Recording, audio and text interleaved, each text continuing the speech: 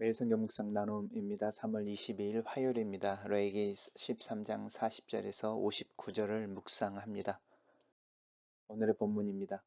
누구든지 그 머리털이 빠지면 그는 대머리니 정하고 앞머리가 빠져도 그는 이마 대머리니 정하니라.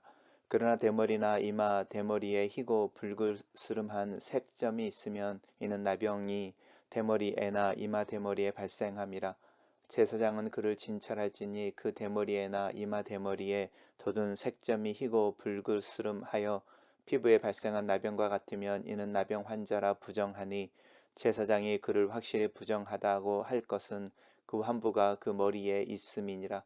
나병 환자는 옷을 찢고 머리를 풀며 윗입술을 가리고 외치기를 부정하다 부정하다 할 것이요 병 있는 날 동안은 늘 부정할 것이라. 그가 부정한즉 혼자 살되 진영 밖에서 살지니라. 만일 의복이 나병 색점에 발생하여 털옷에나 베옷에나 배나 털의 날이나 씨에나 혹은 가죽에나 가죽으로 만든 모든 것에 있으되 그 의복에나 가죽에나 그 날에나 씨에나 가죽으로 만든 모든 것이 병색이 푸르거나 붉으면 이는 나병의 색점이라 제사장에게 보일 것이요 제사장은 그 색점을 진찰하고 그것을 이레 동안 간직하였다가 이레 만에 그 색점을 살필지니, 그 색점이 그 의복의 날에나 씨에나 가죽에나 가죽으로 만든 것에 퍼졌으면 이는 악성 나병이라. 그것이 부정하므로 그는 그 색점 있는 의복이나 털이나 배의 날이나 씨나 모든 가죽으로 만든 것을 불사를지니 이는 악성 나병인즉 그것을 불사를지니라. 그러나 제사장이 보기에 그 색점이 그 의복의 날이나 씨에나 모든 가죽으로 만든 것에 퍼지지 아니하였으면 제사장은 명령하여 그 색점 있는 것을 빨게 하고 또 이레 동안 간직하였다가 그 빤 곳을 볼지니, 그 색점의 빛이 변하지 아니하고 그 색점이 퍼지지 아니하였으면 부정하니 너는 그것을 불사르라. 이는 거죽에 있든지 속에 있든지 악성 나병이니라. 빤 후에 제사장이 보기에 그 색점이 엷으면 그 의복에서나 가죽에서나 그 날에서나 씨에서나 그 색점을 찢어 버릴 것이요 그 의복의 날에나 씨에나 가죽으로 만든 모든 것에 색점이 여전히 보이면 재발하는 것이니 너는 그 색점 있는 것을 불사를지니라. 내가 빤 의복의 날에나 씨에나 가죽으로 만든 모든 것에 그 색점이 벗겨졌으면 그것을 다시 빨아야 정하리라. 이는 털옷이나 베옷에나 그 날에나 씨에나 가죽으로 만든 모든 것에 발생한 나병 색점에 정하고 부정한 것을 진단하는 규례니라.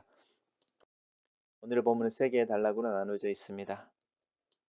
계속해서 피부병에 대한 이야기를 하고 있습니다. 첫 번째 단락에서는 머리에 대한 이야기를 하고 있는데, 머리털이 빠지는 부분입니다. 대머리이고 또 앞머리가 빠지는 것도 이마 대머리라고 부르는 것으로서 당연한 것으로 이야기를 하고 있습니다.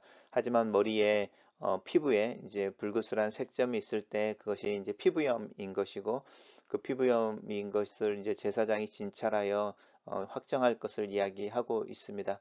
그리고 이제 그렇게 피부에 급성 피부염이 발생하여 나병이라고 불리워질 때 이 환자들은 이제 옷을 찢고 머리를 풀며 또 웃은 입술을 가리고 외치기를 부정하다 부정하다 하고 병이 있는 날 동안 늘 부정하여 혼자 살되 진영 밖에 살 것이라고 격려의 이야기를 하고 있습니다. 단락을 요약해 보겠습니다. 머리털이 빠져 대머리가 된 경우는 정하나 머리에 색점이 있으면 제사장의 진찰을 받으라. 나병 환자는 옷을 찢고 머리를 풀며 윗입술을 가리고 부정하다고 외치며 병이 있는 동안은 혼자 살되 진영 밖에서 살아라. 이렇게 정리했습니다. 두 번째 단락입니다. 이제 그 악성 피부염이 옷으로 옮겨가는 경우를 이야기합니다. 털옷이나 베옷이나 또 그 옷감에 대한 이야기를 하는 거죠. 그리고 또 가죽이나 가죽으로 만든 모든 것이라고 하는 이 옷에서 시작되어서 또 집에서 사용하는 이 가죽으로 만드는 어떤 사물들의 이제 번졌을 때에 대한 이야기를 하고 있습니다. 그렇게 가죽이나 표면에, 의복의 표면에 이제 반점들이 생겼을 때에 그 반점에 대해서 이제 제사장의 진단을 받을 것에 대해서 이야기합니다. 제일 먼저는 이제 색점을 진찰하고 일주일 동안 그것을 격리에 간직했다가 다시 살펴보는 것이죠. 그래서 퍼졌으면 나병, 악성, 이제 급성 피부염의 어떤 곰팡이라고 할 수 있는 것이고, 그렇지 않으면 정한 것이 되겠죠. 그리고 이제 악성 이 곰팡이가 나온 것이면 전염되어진 것이면 이제 불살라 없애라 이렇게 명령합니다. 단락을 요약해 보겠습니다. 의복이나 가죽이나 가죽으로 만든 모든 것에 나병 색점이 발생하면 제사장에 보이고 7일을 간직하여 번지는지 여부를 살피고 퍼진 경우에는 불사를 지니라 이렇게 요약했습니다. 그러나라고 하면서 이제 그 옷이나 그 아까 이야기했던 모든 가죽으로 만든 것에 퍼지지 아니하였을 때 반점이 그 곰팡이가 퍼지지 아니하였을 때는 빨아보라는 것이죠. 일단 빨래를 한 후에 일주일 동안 간직해서 그 빨아서 이제 그 색점의 빛이 없어지거나 사라졌으면 이제 괜찮은 것인데 이제 빛이 변하지 않고 그대로 있으면 이제 사실은 감염된 것이다 이렇게 말하는 것이고요. 악성나병이다 이렇게 이야기하는 거죠. 그 빤 후에 이제 의복이 엷어지거나 가죽에서 이제 조금씩 사라지는 것 같으면 이제 그것을 찢어버려라. 그 부분만 제거하라라고 이야기하는 것입니다. 그런데 그 여전히 이제 그것이 보이면 이제 재발하는 것이니 재발하는 것은 다시 불살라야 한다라고 말합니다. 그리고 이제 빤 의복의 날이나 또 시의 가죽으로 만든 모든 것에서 그 색점이 벗겨졌으면 한 번 더 빨아서 이제 사용해도 되는 것에 대해서 명령하고 있습니다. 단락을 요약해 보겠습니다. 의복과 가죽으로 만든 모든 것에 감염이 보이는 경우는 그 색점이 있는 것을 빨아 7일 보관하고 상태의 변화를 확인하여 판단하고 부정한 경우는 불사르라. 또 그 주인은 피부병이 재발했을 가능성에 대해서도 확인하라. 이렇게 요약했습니다.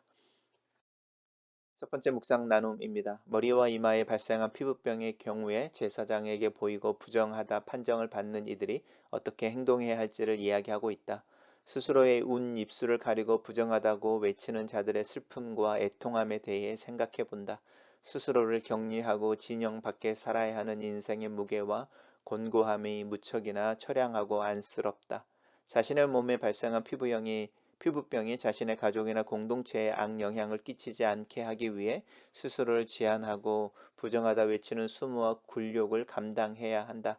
그들의 삶은 고통스럽고 힘들지만 어쩌면 스스로를 격리하고 부정함을 외치며 모진 삶을 살아야 했던 이들이야말로 예수 그리스도의 산상수훈에 등장하는 애통하는 자들의 모습은 아니었을까?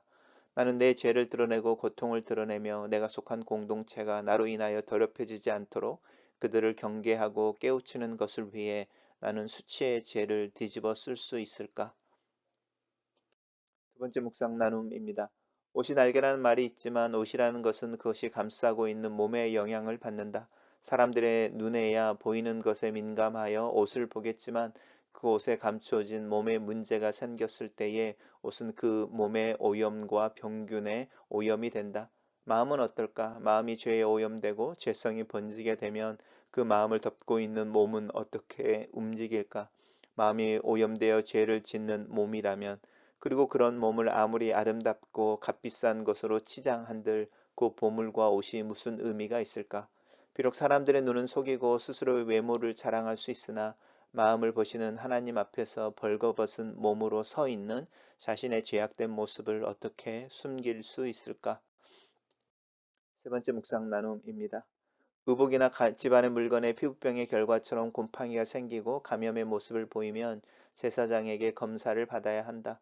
오염된 물건은 주변과 건물을 오염시킬 수 있기 때문에 사전에 처리를 해야 한다. 내 기분 하나에도 내 가정의 분위기가 좌우되고 교회의 모임과 분위기가 좌우된다. 나는 알지 못하지만 내가 하나님 앞에서 정직하고 성실하지 못함으로 내 가정과 내 교회가 달라지는 것을 인식하고 겸손과 순복의 삶을 살아야겠다. 글로 쓰는 기도입니다.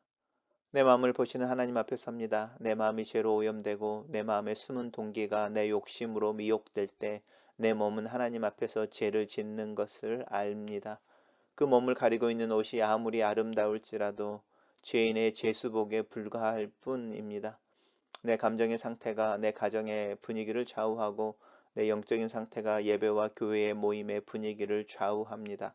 내가 가지고 있는 영향력에 대해 인식합니다. 긍정적이고 믿음의 삶을 통해 선한 영향력을 미치는 하루를 살도록 도와주시기를 예수님의 이름으로 기도합니다.